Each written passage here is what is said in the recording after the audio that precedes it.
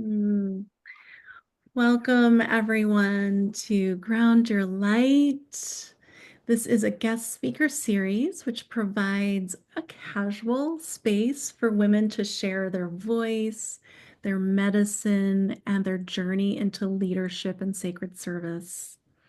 I'm Lauren, your host, certified spiritual director for Feminine Soul Renewal.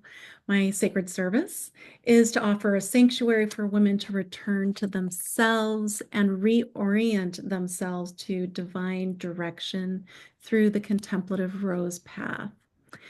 My community resides within MONASTICA, which is a new Eden monastery for spiritual seekers, feminine mystics, sacred rebels, the modern monks and hermits, the inner nuns, and monastics. Within this community, we're really elevating our leadership and soul mission through devotional living, healing, and self mastery.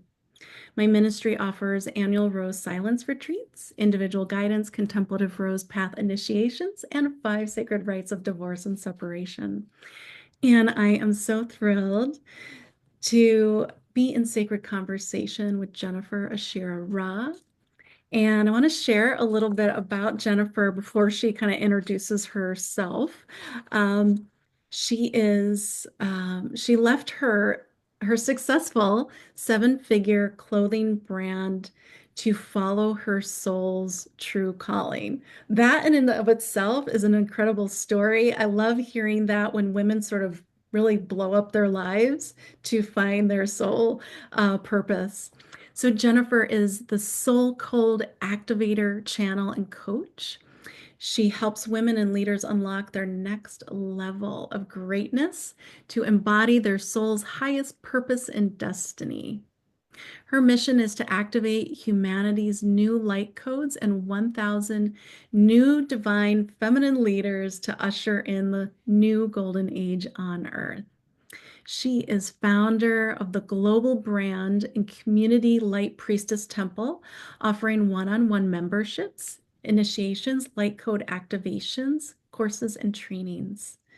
Jennifer travels to sacred sites, activating the new temples of light and gathering the leaders of light on earth.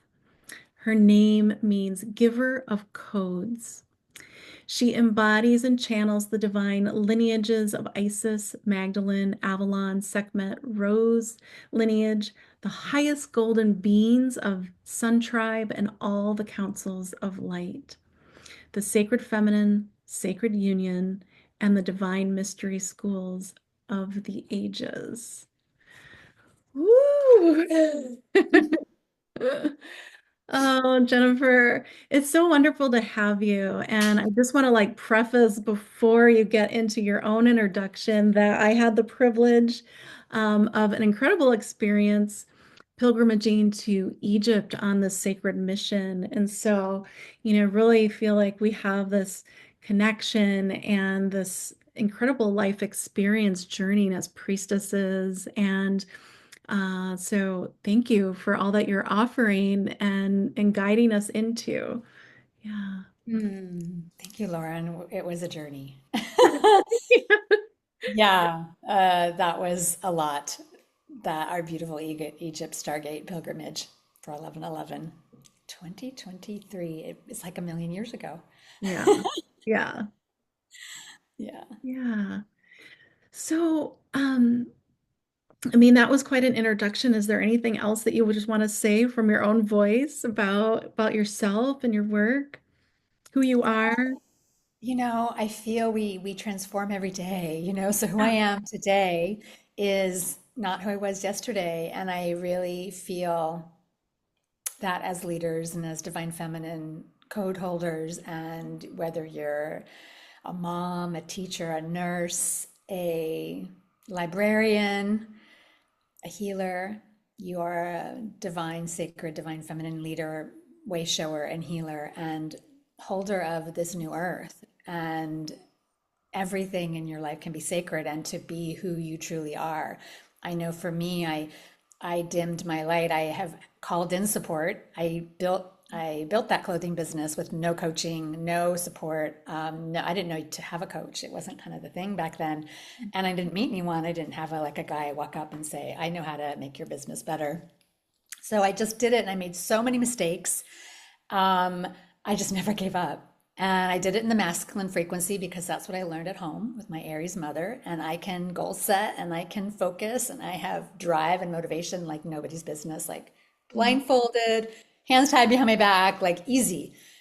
But my divine feminine, I just want to lay on the grass today. I just want to go to the spa. I just want to feel my emotions. No, that wasn't acceptable in my family and in within me because I wasn't producing, right? And so I stuffed it down and I had endometriosis since I had my cycle, since I was 15.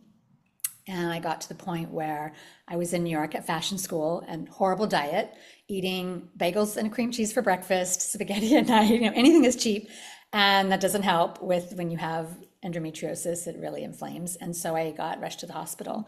The doctor, my dad's an OBGYN in California, and he knew someone in New York. And I went to the doctor, he checked me out. He said, you won't get through the weekend. We're going to have surgery. And I'm like, oh no, it was true. It started to open.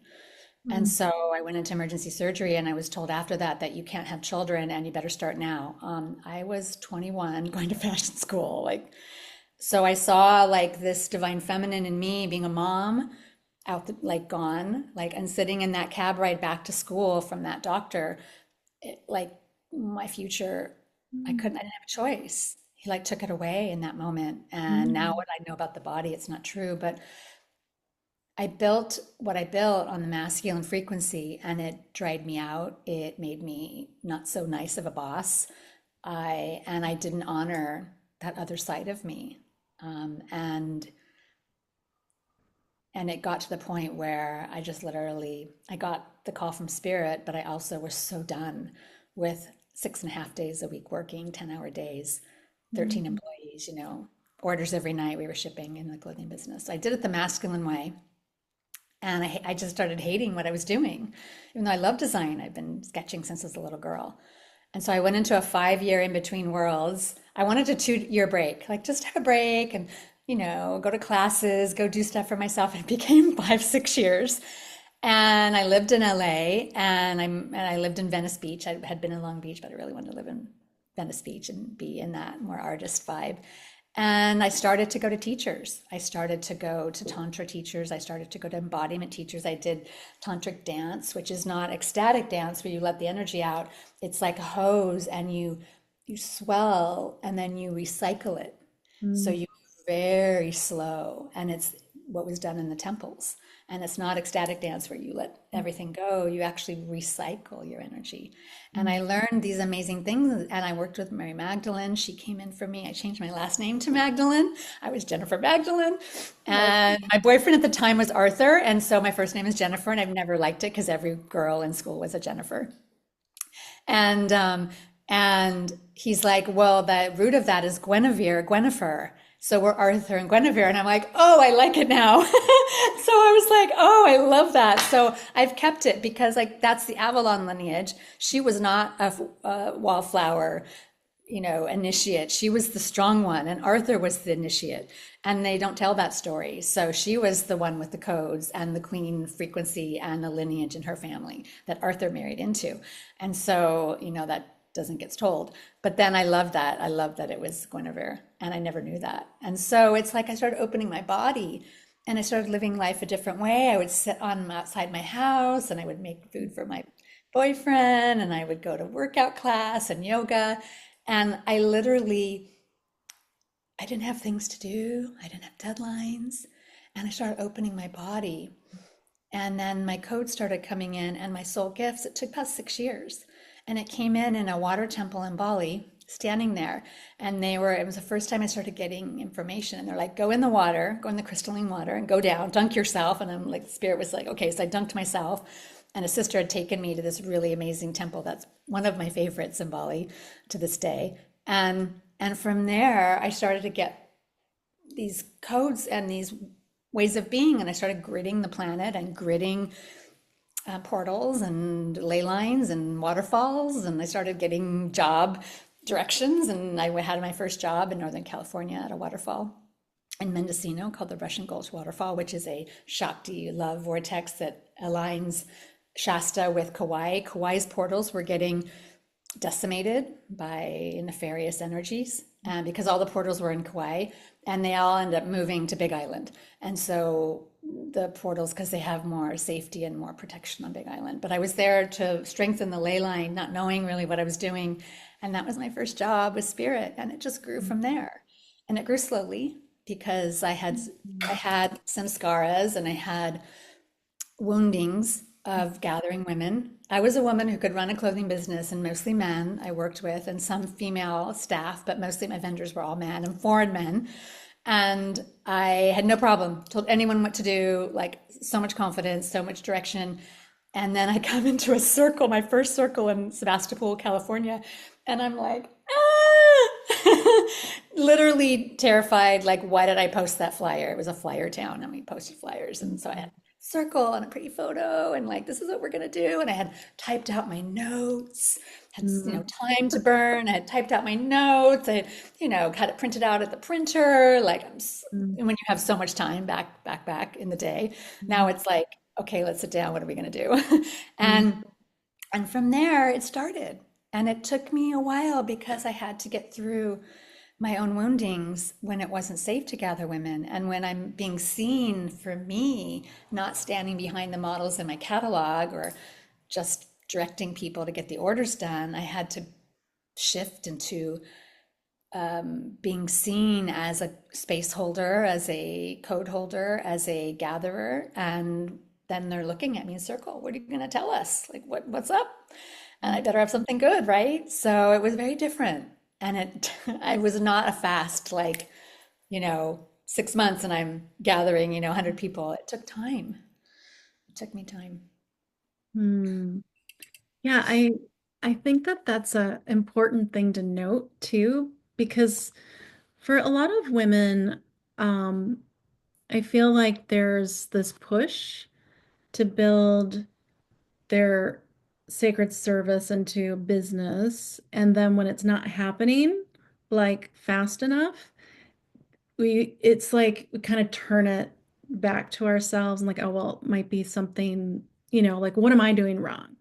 And then you're looking outside of yourself sometimes to like get a different strategy or some sort of different, protocol or approach for business that might work quicker. But I think that the slowness is that cultivation of like authenticity, integrity, and alignment that really serves the sacred service the best. So it's like, being able to really bring yourself out in the most authentic, aligned way. Um, you mentioned like having to, like starting out with notes. And I think it's a real sticky point for a lot of women who are even doing circles as you were doing, or just feeling like, or just so used to like that masculine kind of structure that they can't like just can't free flow with it and allow kind of the guidance to just like there's a level of trust, maybe a little trust in the divine that will guide you through the process of whatever it is you're facilitating. And I don't know if do you have any like suggestions for women who are kind of stuck in that place where they're still highly structuring their facilitations and they don't necessarily want to. I mean, it's fine if like that works for some people, but then what I hear is that some women are just they know that that's not quite where they're wanting to be. Like, how do we get past that? Well, I think it comes down to your self-care and your self-love and your inner work. Mhm. Because as I was doing the circles, I was like thinking I better perform. I better have a good circle. I want to transform them, yes, but it was coming from a result-oriented modality and outlook. And now with where I'm at and all I've been through. I walked away from everything last year. I was seconds away from deleting my entire website. I just didn't even relate to it anymore. I was like, who is that girl? Like, I don't, that woman, like, I don't even. And now it's amazing. It's a miracle. And I'm more excited and more passionate and I'm more in the flow. And I do bullet points for when especially when I'm teaching something that is like a course. Yeah. I really have a flow, but in a circle, like I gather women now because my values have shifted. I really let that go. When I lived in Hawaii, I didn't gather women at my place. I was so busy online. And then when I went through what I went through, my Anana's like 16-month journey in the underworld, that was pretty brutal. I didn't have that structure and that network set up. And so now, like this Saturday, we're having a circle, and there's been about 5 to 7, 8 ladies that come, and it's growing, and but it's so nourishing, and they come to my house, and I give myself that. And when I'm nourished and I'm resourced, I can just show up. Like I'll just have an outline in my head of kind of what I think we should do, and it's Pisces, so we'll do something with water. I just moved into a new house, and it's like Christmas morning, and some of my boxes that came from my storage in Los Angeles, and I opened it, and when I was in Cyprus, I had been at Aphrodite's rock, and I had spent 2 weeks gridding the Aphrodite frequency and opening up that and going on her Aphrodite trail with Apollo, and they would do lovemaking under the waterfall. And when I went to the rock, and I can't think of the name right now, it's the Aphrodite rock. It's so famous. And you go, and it has all these things you do, like you swim around the rock 3 times. And this man came up to me, and he was probably like 35, 40, and just in shorts and a backpack, looked like a tourist. No one else talked to me. I was just taking photos, and there was tons of people on the beach. And he started talking to me, and he's like, everything they're doing is wrong. What's on the internet is wrong. It's on purpose. So people don't know what to do. And so he showed me, and we swam out to the rock, and he showed me under the rock, there's like these little caverns and certain tides you can go in. And he said each doorway was where Aphrodite would have her friends, her lovers, like different doorways under the rock. And that's the rock, the area where it said that she came out of the foam and that she became Aphrodite. She went from Ariadne, just a priestess in Crete, to becoming Aphrodite. So she moved into her higher frequency. So long story is this man, I met him again, and he told me his story, and Aphrodite Hills is right up behind the hills, and it's kind of like Orange County. I don't know if you've been. It's like fancy homes and like toll booth to get in, or a guard booth. It's like, it feels like Southern California. Like it's like homes, and you have to like live there to get past the gate. And he's like, I live up there, and I'm like, those are really big homes. He's like, oh yeah, I'm a multi-million-dollar jewelry designer. and I do like 20, 30 million a year with jewelry design. And I come here every day. And I was like, of all the people I met the guardian of the Aphrodite rock. And he goes there every day. And so he told me the story, and he gave me a full body mask in the sand there, which is the Aphrodite like mud. It's very light. And I found my little packet of this that I took from the beach in a little box, and I have that. And that's what I'm going to do in our circle, is I'm going to bless every sister with this Aphrodite clay. It's so fine. It's like a tan and fine.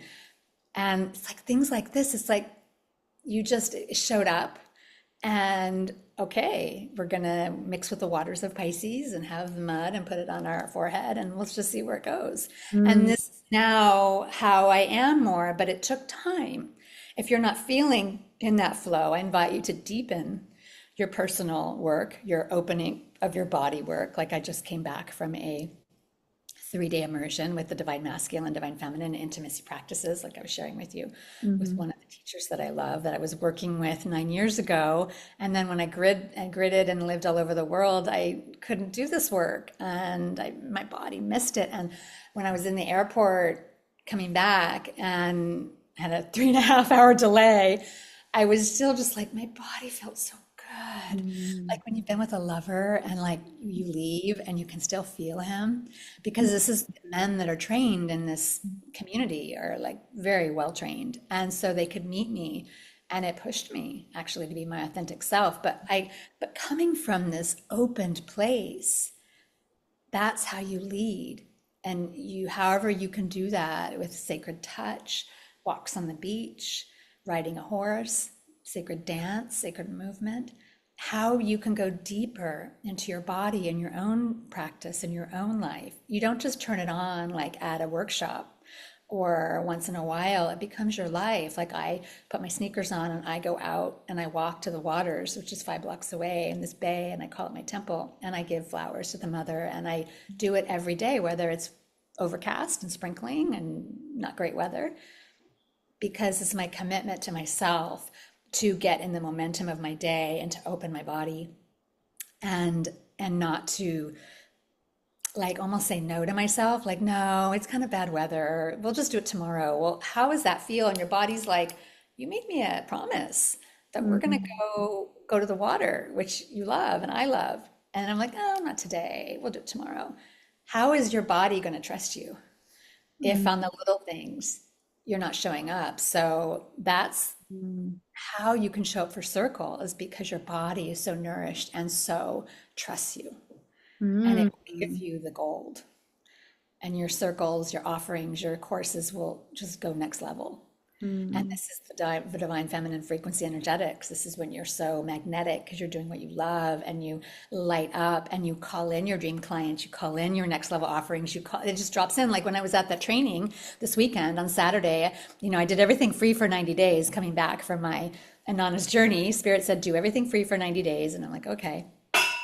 And it ended this month. And while I was at the training, like almost $6,000 came in. I didn't do anything. I was at the training, but I was so open in my body, and it came in on Valentine's Day at night. And Oh. it was just like, and then I saw it the next day. And it's like, this is what happens when you're in this flow. The kind of like the magical money goddess can find you because she's energy. Mhm. So it's just like everything. And it's a different way, and versus manhandling matter on matter. I know Joe Dispenza talks about it, like matter on matter manifesting only gets you so far and it wears you out. And this is like magical, doesn't make sense, has no logical direction pathway, and it just comes in and it's exponential.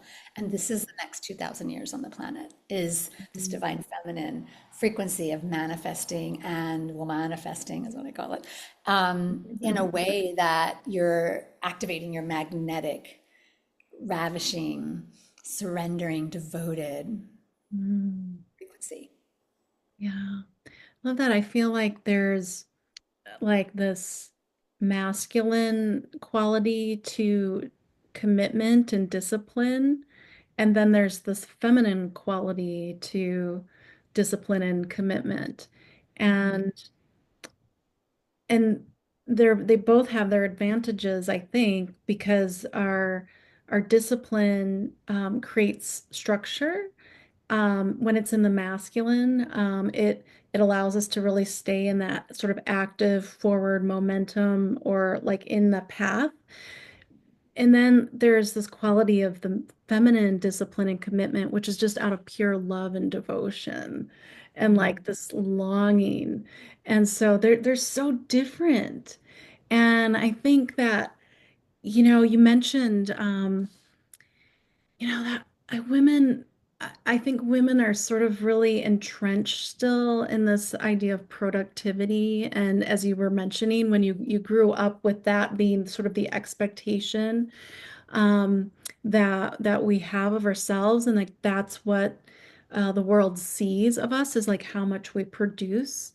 And I think that's so much in that masculine discipline and commitment. Like we take that devotion and we put it into our spiritual life as though it's like okay, we have to get this done. We have to get that done. And it's not, there's no like real heart in it. It's like we do it in order to get something from it, rather than doing it because it's like bringing us into this quality of intimacy with ourself and with the divine. And they're so different. And the in this feminine way also allows us to just really be seen authentically versus what, you know, like, what others are seeing ourselves as. Um, so I love that you kind of open that sort of distinction, those distinctions for us. And that maybe, is a helpful way for women to see that they don't necessarily have to be in the masculine when they're doing certain offerings. Like, you know, trying to live stream this simple Zoom to Facebook that, I've done a bunch of times just hasn't happened. Like that can really eat like those even technical pieces can keep women from even trying to do it. But then just being in your feminine when it does happen, like it's so, like when you've exercised it, like, all right, like it's just how it's gonna be. Um, so allowing for um, there's times when we need to be on the path to take action, but then there's this other part of us that can just be, let's see what all the possibilities are and I what think flows in. I Yeah. think that's great. A great comment is the flow, is just being in the flow, versus like discipline and like dejection when it doesn't come through, or like getting really tight and like upset. My old me didn't know how to emotionally regulate. And so I would just get really, I'd suppress it, I'd push it down, or I would like launch it at someone, the nearest person possible, probably a family member, because I knew they wouldn't leave me. And and I thought that's what everyone did. I thought everyone couldn't emotionally regulate. And I didn't know that people can emotionally regulate. And I just was having, I had just learned from my birth mother how she couldn't emotionally regulate. And I picked it up in the womb. And I lived that way for decades and decades until really just recently. I thought that's what you do. And so I would push and I would force and I'd crack the whip. And then that would subdue those emotions a little bit. And then they would come, of course, out because I tried to like tape it and lock it and push it down. And then, of course, it comes out. And so I didn't flow. And I didn't know how to just flow with like issues or problems or challenges. I'd get really stressed out, really hard stressor. Mm-hmm. And and that's why I had a lot of issues and lumps and bumps and things came back. And that's another reason why I had to walk away from my business too, is because I, if I was around it, I would just stay in that type A, because it's in garment industry, it's just relentless. You ship every night, trends change. I mean, staff, issues every day, machines break down. It's just always something. And Yeah. even hiring someone, I'd still be like kind of watching them. And so it was just like a big decision to move away from that and just take care of myself. And I had to do a lot of introspection and do a lot of meditation. And I found Kundalini yoga and I really loved the community. And so I really started, and then I went to these teachers and I really opened up my body like never before. I never had the time because I was in Long Beach, which is about 45 minutes to an hour drive. And most of the classes are like Tuesday night, Thursday night. And who can drive an hour, 2 hour class and then an hour back? You'd be home at midnight. And it's just, I was up at 7:15, to go to work by 8:30. So I just wouldn't do it Mhm. because I was too busy in my masculine world. And so I opened that to my flow. And Mhm. it's taken me time to break the shackles and to break the chains and to break the mindset that I'm not good enough or I need to push harder. It's very entrenched in my family and in me personally. I'm a very driven and motivated person. And and that's masculine. And so it's taboo. I always would hide it. Especially when I was an assistant in the fashion industry working for a designer, I would always dim my light. Oh, instant. Like it was just instant dimming my light. Like I'm not that smart. I'm not that quick. And because the last thing a female fashion designer wants is a really motivated, smart assistant. Mhm. It's like, because they're only as good as their last line, and it's a lot of insecurity. And Interesting. so, yeah, and so I learned immediately to just without even thinking, I self-deprecated. I mean, just all of it. And so it's just part of breaking down and not honoring my feminine. And I just had a life of that before I really went to teachers that showed me a different way and that I was ready. The teacher was the teacher appears when the student's ready, however that saying goes. Mm-hmm. Well, Mm-hmm. it took me a long time in my life to Yeah. really wake up to embodying that you can embody and get even better results and even better quality of life and values Mm-hmm. when you honor your feminine frequency and your feminine, like your little child and your vulnerability. Mm-hmm. So it's taken me longer than some people, but getting here is, I think, not giving up and just that you get there Yeah. and embody it. And it's a transformational journey that I'm still on today. Yeah. Yeah, I noticed that. Like, I feel like there's a trend in your life about like not giving up. Um, and I think that it's interesting in like the spiritual context of our lives.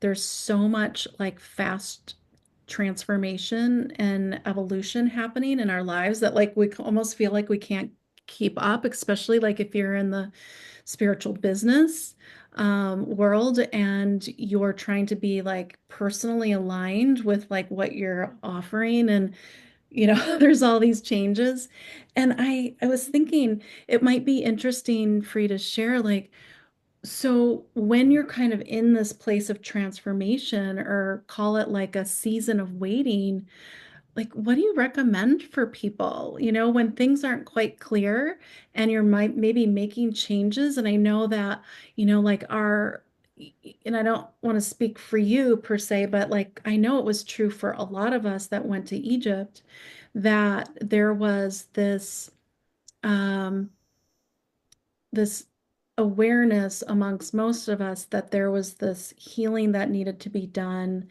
around the masculine within us, and there was this massive like purging kind of that happened, this purification. It's like our bodies were being used to purify all of that really inverted masculine energy that we've been living in for so long. And your like this sort of like carried out, I think, into your experience short after Egypt too. I think we were all just kind of experiencing this interesting evolution in our lives. And some of us, I know other women on the trip who it was pretty enduring and long standing. Yeah. Yeah. When you go to sacred sites, especially powerful portals and ley lines like Egypt, it's all going to hit the fan. So anything that's not resolved within you, if you're a carrier for the planet, if you're a code carrier, if you're a holder, like our group was, we're going to be doing and feeling the whole planet. And so, I mean, even our boat guy completely not bringing us the right boat because he Mm, wanted to like kind of cheat me after I'd paid him. And that was exciting. Yeah. So that's like the divine masculine that is taboo, is like takes his power to make money for himself and who cares about other people. And the disconnected masculine. And so, I mean, just we even just mm, went through that in a real experience. And then in Horus Temple and with Osiris at the Osiris Temple at Karnak, and the different places we went to open up. So when you go to these places, it opens up parts of you that are on a whole nother level, because a lot of times you go back and you have left codes for yourself. And then you go back and you get them. You just walking in, you're done. Like you don't like, it doesn't matter who takes you to these places or what ceremony you do. You literally, by walking in and you match whatever has been left for you that you left for yourself. Like the thing in Isis, I remember like the hieroglyphics were just coming off mm, to people and like going into their field.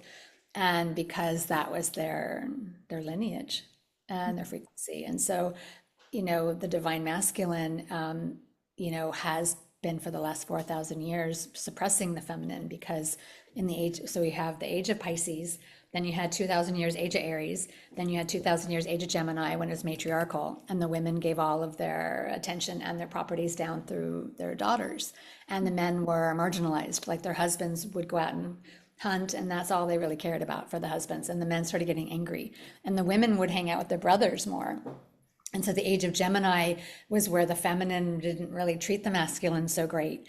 And so the masculine got angrier, and then you hit the Aries age and they got angrier. And then for 4,000 years, they wanted to just dismember feminine out of their life. And they did. And so now we're coming back, and this is just in ourselves, these are the archetypes of this planet.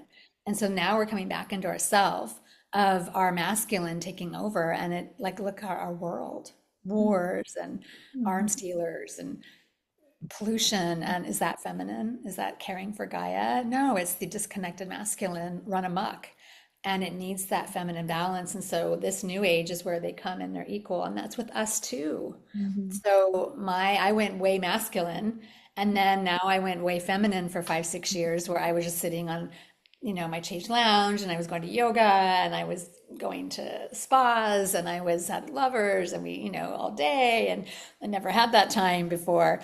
And I had so much time on my hands, walks on the beach and cooking him a meal. And I had a dog, and we took the dog on a walk. And it was just like the pendulum went way here. And then now it's kind of coming in the Mhm. middle. And so it's like, how do we do that? How do we honor the masculine, our space holder, our direction, our leader, and then with our divine feminine flow and the devotion, the surrender, the magnetism, the pleasure?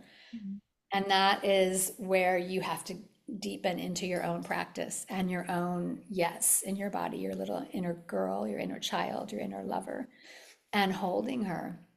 And like, where is your lover?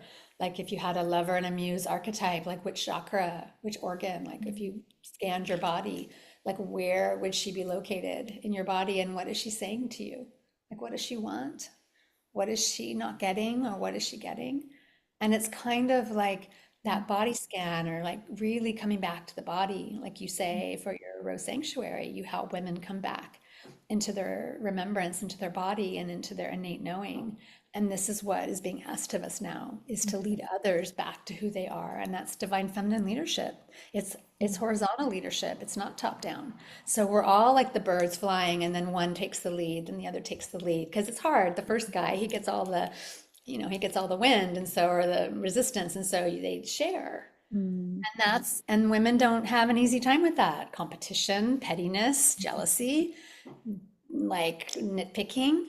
No, these are my community. These are my, like, no, you can't talk. Like, I remember when I was in Bali and I was just starting out, and I was like Sag rising, and I'm like, yeah, and they're like, no, no, no, no, Jennifer, these are my people. And I was like, oh, because I don't have that. I've made my income. I don't have to do this for the money, and I don't do it with that, but it's not like the mineness. I don't know if you've ever run into that. And I was just like really bummed out. And I come into the spiritual world, and it's like mine. And it Yeah. comes from fear. Like, don't take my people. Don't talk to my people, because they're my people. And I'm like, oh, I'm like, that's like new information. And it was like a rude awakening. I kind of stepped on some toes, and I didn't know any better. Mhm. And I never, like, that part, I come from the feminine. I don't come from the masculine, or the, I feel it's the wounded feminine. Wounded feminine. Yeah. Yeah. I don't have that wound. I have other wounds, but I don't have that one. And so it was like I had to learn the hard way. Mhm. And and sisters would just, a couple in particular, they just stopped being my friend. Like, it was like that.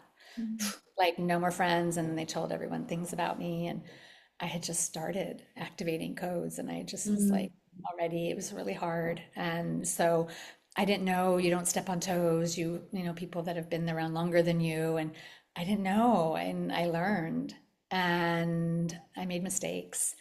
But I also saw that I never wanted to treat anyone that way and cut someone off, and be so in fear that if someone else spoke to a community member of mine, that, like, like, that would lose that community member. And if I do, I do. So I think it's like that wounded divine feminine isn't opening the new golden age. That's the Piscean Mhm. age. It's competition. That's Mhm. comparison. That's like, this is mine, don't touch. And that's not opening the new golden age. That's not new golden age leadership or frequency, Mhm. because it's based in fear, and that I'm not enough, and that you can't touch my people, or you can't get near my people. And so I feel like, as long as women it's like, how can we talk to women and how can we nourish women to know that they're at 100 million% what's needed. They don't, doesn't matter. And they are whole and complete as they are. And you are divine. And a sister in my community, she wrote in our chat for Luminous, my free master class that we just finished. She's like, you said I was whole. And to the group, I said, you're whole and complete. And she's like, I'd never heard that from anyone. And she's like, you changed my life just by, and I was saying it to the group, but she was like, you're talking right to me. And no one's ever told her she's damaged, she's the problem, Mm, she's mentally not with it, or she's damaged. mhm. And so it's like telling and sharing with people their truth, liberates them as Yeah. we move into this new frequency of the divine feminine, of Mhm. connection and transparency and togetherness and horizontal leadership, and like birds flying in a flock together. And Mm, that's kind of what I see for the future. And that's the world I want to live in. And that's the world I'm creating with what I do. And that's the new golden age. yeah. I think it's such an important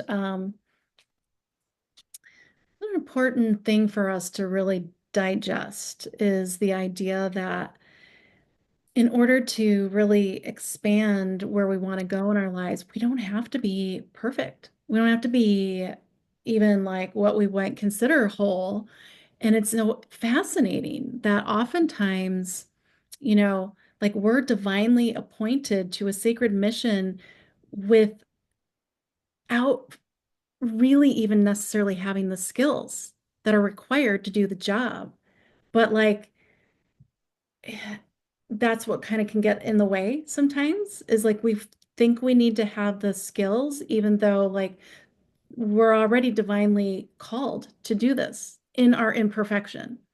And I think that's what's so really interesting. I remember I think I was doing a Sacred Feminine Flow class, and I don't remember specifically what it was I did, but it was like I made a mistake or, something. I kind of laughed about it or whatever. And a woman came up to me afterwards. She's like just seeing you make a mistake and like not making a big deal of it gives me permission to step into my leadership because, it doesn't have to be perfect. And I'm like, yes. Love that. I Yeah, love that. right? It works Yeah. totally. One of my teachers says perfection is the lowest frequency because it's when you're beating yourself up. And I was like, yeah, it's not Mm, it's not the pinnacle. It's actually the lowest. And yeah. so we're imperfect. We make mistakes. We're vulnerable. We mess up. And that's what people love about us is our who we are, our authenticness and our uniqueness. And if we're unhinged or we're very emotional or whatever is our thing, like that's what one of my coaches like she's like that's what they love about you and that's why they hire you is because they love that about you, and it's your insecurities that people said were not good is why actually people love you, and that's what the thing they like about you and why they hire you and why they want to work with you. And I never thought of that. I was like, really? That was like Yeah, really and the way you so freely share, like where you were, where you've been, some of the, shadow sides of yourself and different timelines of this, your experience. Like that, I think we need more of that.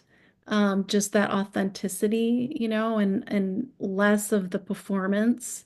Um, yeah and yeah, I think that there's there's a place for us to be in our imperfection and step into that commitment and discipline that we were talking about early, but also the resiliency, because I think resiliency is a true feminine quality. So it's like, okay, I goofed, but like I'm still strong enough to try it again. And like that's how you build the mastery. And mastery isn't like perfection either, but it's that determination. It's the confidence in knowing what um your next step is or what your vision is. And I think those are the things that, for me, especially going through new Divine Feminine leadership program, it's like just to really get to know um, what your sacred service is through your soul gifts, and to have that greater vision for your life that brings you a quality of meaning, because that's what can kind of convicts you to like keep trying again and again, falling on your face or, just having to laugh at yourself and just make the mistakes, but then you keep going. I think it's easy for us to recoil and then like just not show up for our lives. And this resiliency, this quality of the feminine resiliency, like that river that flows around all the obstacles, because like there are just going to be those obstacles we can't avoid, but the resiliency allows us to be fully enrolled in our life. I think that's a beautiful quality of the feminine that, like you are, when you share that, that's your perfect example of that. Well, I think that is the resurrection and rebirth of the divine feminine. Yeah. When you go through something and how easy it is to just unplug and give up and quit. I Hmm. mean, I felt like I actually really quit last year. I couldn't deal with some of the past life stuff that was bearing down on me, and I just didn't know what to do. And I got help, yeah, but it was like I thought I could isolate. I thought I could fix it. I thought I could like heal it on my own, and I couldn't. And that resiliency of where I am now is like a complete miracle, and it is the divine feminine. I let go. I surrendered. I just said I don't know what to do, and praying to Jesus and praying to Yeshua and all the other deities. I was really just praying mostly to Jesus, Yeshua, and God at that point because I really had to. I work with all of them, but I had to keep it more simplified, which is some of the things that had been coming at me, and I just like needed to trust, and because I was in just that weird place, and I mean, literally in October of last year, Yeshua just started lifting it off, and it was a miracle, and I started able to go out. I went to workshops. It was like it was like an NDE without dying. And so now what I've heard is when you're at that place and you rise, like just everything is amazing. And it's true because you faced it. And I didn't let go. And I picked up another dart and threw it at the board. And I picked up another dart and I didn't let go. I had given up, but I still kept going. So I was kind of doing both. And when it came down to it, I didn't give up Mm-hmm. because I don't give up. And that's how I created a successful clothing business is because I did everything wrong, but I never gave up. You can't fail if you don't give up. And Mm-hmm. so I think it's that resiliency of the divine feminine and of surrendering to therapists and healers and getting help. And that I didn't have the answers. I used to be able to clear myself and heal myself for years. Like I just would heal and frequency and run the light and I was good. This was next level. I couldn't do it on my own. And so I was out of my league and I needed support. And I reached out. And I think reaching out and surrendering is divine feminine Mm-hmm. as well. Yeah, yeah. And I think it's a beautiful example because I mean, if you were to look at look at your life from the outside, you had this incredible flourishing, you know, business and community of women, and you chose to retreat. And I like to kind of use that terminology because I offer, silent retreat, and it's a strategic move, to preserve life. Like if you were to, use the metaphor of retreat in war, like retreat, there's danger.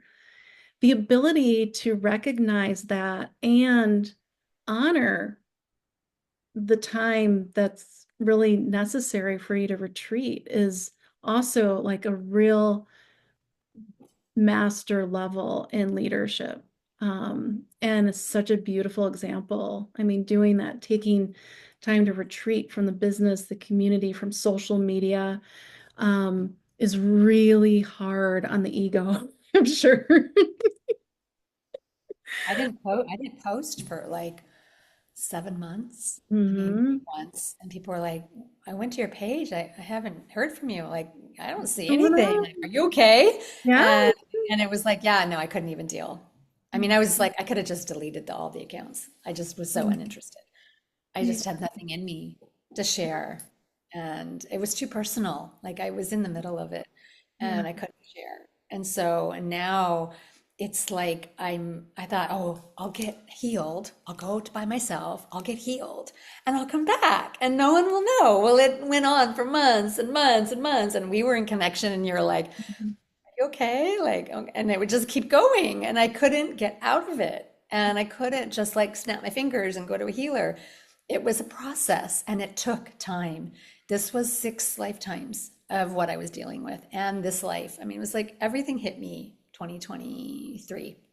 It started in 2022 and it went 16 months. And I white knuckled it through a lot of it, doing all my events, all my offerings. Mhm. And then I just hit the wall. I just Mhm. like I couldn't do one more thing. And Egypt was a big part of that. Like it was just everything that happened in Egypt was like it just pushed me over the edge. Mhm. And it was amazing what we did, but it also holding space, and during it was a war going on in Israel, in Gaza. Mhm. I mean, it was just like all of it. And so all I can suggest is that it takes time and to be patient with yourself. If I could talk to my little girl that started being anxious and waking up in panic attacks, and I've never been like, I sleep so great. I'm a great sleeper my whole life. And then I couldn't sleep and I was waking up and I was just panic attacks where my whole body would go into breakdown, Mhm. literally, especially mornings, when you're like ruminating, Mhm. like I've got to do all these things and oh my gosh, and especially the morning. Mhm. And I literally didn't know how I was going to get through it because it was just like next level. And it was like the body showing me it was something was out of alignment until I could nurture and slowly find it. It took me time. And I can just say if you're out there and you're going through something, it might not be overnight, it might not take a month, but I invite you to reach out and get help because Mhm. I did. I got therapy. I went to a like house where I lived in for like a month and I had no idea. It's kind of hardcore because they take your stuff. So I had no idea. I'd never entered this world before.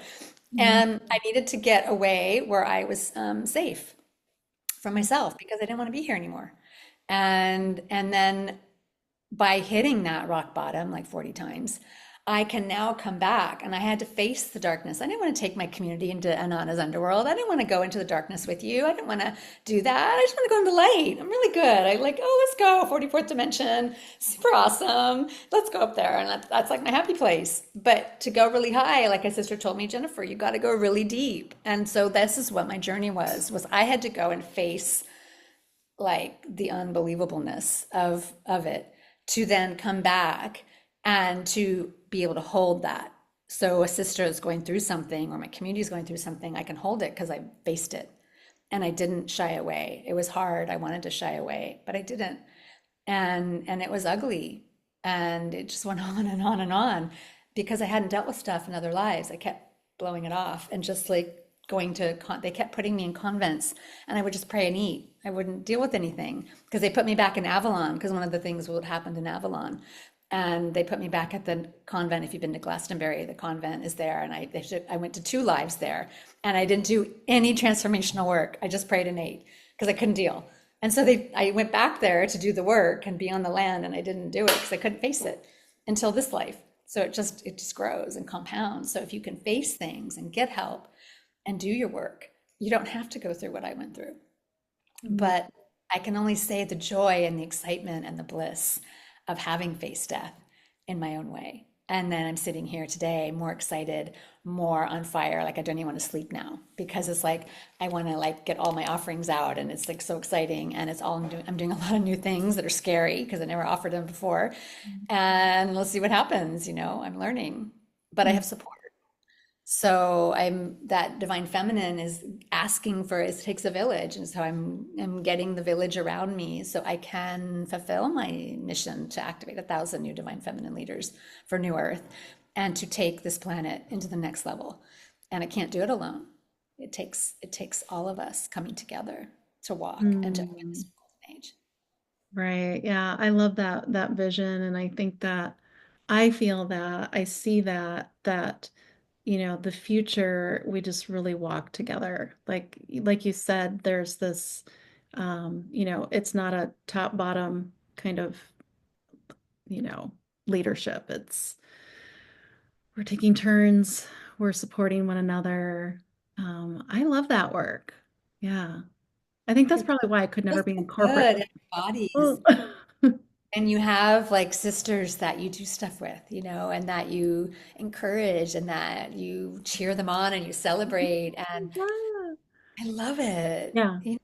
It just adds to your ability when everyone around you, if you're a leader and your community is like taking off and next leveling their greatness or their destiny or their purpose, it's like, yay. And Mm. that's what I want to surround myself with people better than me, and just going to the next level. And they all have different skills than me and different abilities and different passions. And I just am amazed by the people I get to work with and the women around the world. And Mm. it's just, I have to pinch myself because it's like, this is what, running my clothing business by myself and talking Spanglish all day and like, second grade Spanglish. Like I didn't, my Spanish isn't so hot and I can get by, but that was like, it was not fulfilling me. It was like mentally like kind of dumbing me down. And I felt like I want to activate and I want to hire conscious business. So I started a blog for girls, for teenage girls, because my market was my clothing was teen tween girls, and I did it on like manifestation, thoughts are things, and I would use like celebrities, like like when Usher found Justin Bieber, and different things, like different stories. Jim Carrey had that check in his wallet, like different stories. Like I'd never heard that. I had really sucky teenage years. Like if I had had someone showing me this, and I think that's where like this passion came from. I would sit in coffee houses and write my blog, and I think probably one person read it, but I was like, I think it was I wanted to go in a higher consciousness type of business. I didn't want to just make clothes and they just are worn and they get put in the trash or hang in the closet. I wanted to move into a frequency with Mm. the work I do, and then I found this, and it's taken me time and to find myself, and it's shifting and changing because I never saw myself as a coach and a mentor. And now I'm so passionate about it because I can go through all the colors with you now. I can go through all the flavors because I was leaving, some stuff out because I didn't want to face it. And now I have. And so I wasn't ready before. Mm. It's taken me 5 years to offer, Visionary Woman, which I'm offering now. And Yeah. it's I'm ready. Like I wasn't ready before. When other women would be like, 1 year mentorship. And I'm like, oh, heck no. No, that's not for me. And now it's like, heck yes. So we Yeah. change Yeah. and give yourself So, that okayness to be different and change and evolve. yeah, I know. So I'm kind of curious to know because having been in the past iteration of your leadership programming, what's different? What's new? Who are you serving? Before we, kind of close out, like what are you offering for women now who want to step into their leadership? It's amazing, of all the women that I get to work with. And right now I'm offering Visionary Woman. We just launched it, and that's one-on-one mentorship, 4 month and 8 month programs. And that's for women who know they're here for a big mission, who Mhm. know that there's transformation, maybe something's holding them back, or they want to step into that and they want to step into who they truly are meant to be. And they know like something's missing. Like maybe they're incredibly successful in their business, but something's missing or in their life or in their vision, like they have a vision and they're not living it. Mhm. And this is the new leadership, is to live your purpose and live your vision, not just talk about it and not just stay in your job and you have this great, incredible, juicy vision and you just work your job and you just dream about it. That's not opening the new planet. And so that is one of the things. And then we just launched today our Bali pilgrimage, and where we're going to grid the new earth codes. And I activated them in 2020 in an 11/11 ceremony. They put me through 1 year of uh, going like a treasure hunt all around the Indonesian islands, getting things, doing things, testing me. The medicine women of Mu are these like tough, ladies, and they have skirts and they have hair and they're like tough. They're like the bouncers of the Lemurian crystal that's held above Mm. Bali. And so we activated it on 11/11. And 5 years later, we're called to grid it now in the water temples. And so we're doing that. And then Luminary, the new Divine Feminine leadership, is coming out next month. And that's the one of the first cohort you were in. And now it's evolving and it's going a lot more into the body and the new codes because I'm different and I've changed and I've up leveled. So, and we have incredible master classes from beautiful sisters. And yeah, so that starts in March. That's a 5 month certification to be a new divine feminine leader. And I'm so excited because of what I'm going to be sharing in those is I've never shared these secrets before. Like I've shared some of them, but not in this way. So, and it's going to be all coming from the body. We start with creatrix, Mm. body creatrix, and so it comes from the body. It's the Mm. creatrix, priestess, oracle leader. You know, you're a multidimensional leader. You're not just one thing. We're like 10 things, right, ladies? Like we do householder, mom, you know, caretaker, lover, you know, put the like the bandages on the sores of our babies. You know, we do so many things, and it's like that is same with the divine feminine frequency is where you're Mm. multidimensional. And so that starts in March. There's a lot going on. Yeah, I would say so. And I love that um, part of being a feminine spiritual entrepreneur that um, it so nurtures our creativity because as our soul evolves, as we evolve, our creations, change. We're birthing and maybe even sometimes putting other things to rest. And it just makes work life so fun, but also so aligned with wherever we're moving towards and becoming. So, yeah, it's beautiful. It feels so aligned. That's such a great word Yeah. because I think I offered before, but I also pushed at the same time. And Mhm. now it's just coming out of me and I could walk away from everything. I don't need to do any of this. And yet because I'm not going to push myself anymore. And yeah, it takes work. We're doing this. I'm getting an ads, like a Facebook ads, getting Mhm. up and running, and you know, it's and a photo shoot tomorrow. It was going to be today, but now it's tomorrow, and so I need new photos. And so yeah, there's work, but it's like coming from this different place now, if that makes sense. It's Yeah. not coming from like, oh, I got to do it, and I got to do a photo shoot. It was more like that resentment-ish in me before I hit the Yeah. wall. I was Yeah. like, God, this is so much work. And Then oh, like, it's not like aligned. Like there's something just not yeah. And I just pushed off through anyway. center. Yeah. Yeah. And it was me. It wasn't anything. The work was great. And I delivered, but it came from a place that wasn't as whole and as healthy and as Mhm. in my magnetic power. No way. And so I can deliver through that because I know how not to give up. But now it's coming from a different place.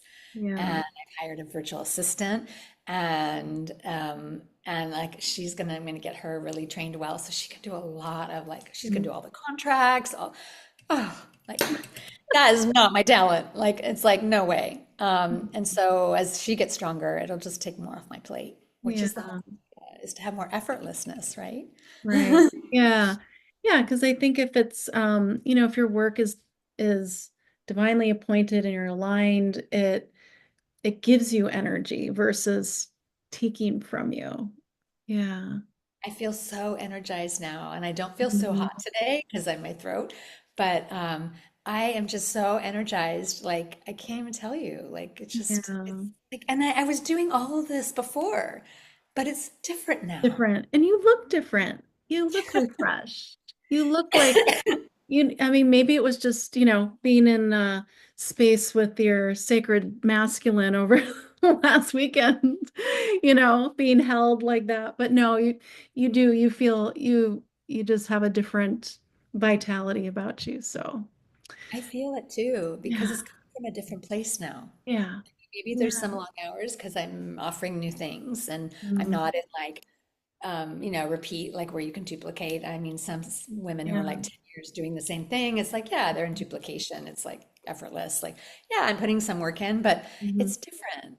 Yeah. It's, I don't know how to put it into words. It's just a different frequency. I'm coming from excitement and curiosity and Mm, delight. yeah. It's like, oh yeah, I got to do that. Oh yeah, to-do list staring me down, So, yeah. Oh, yeah. Well, thanks so much for your time, Jennifer. I Oh, really thank you. appreciate you and your journey and all the women that you're supporting. You have a beautiful community. I mean, for anybody that,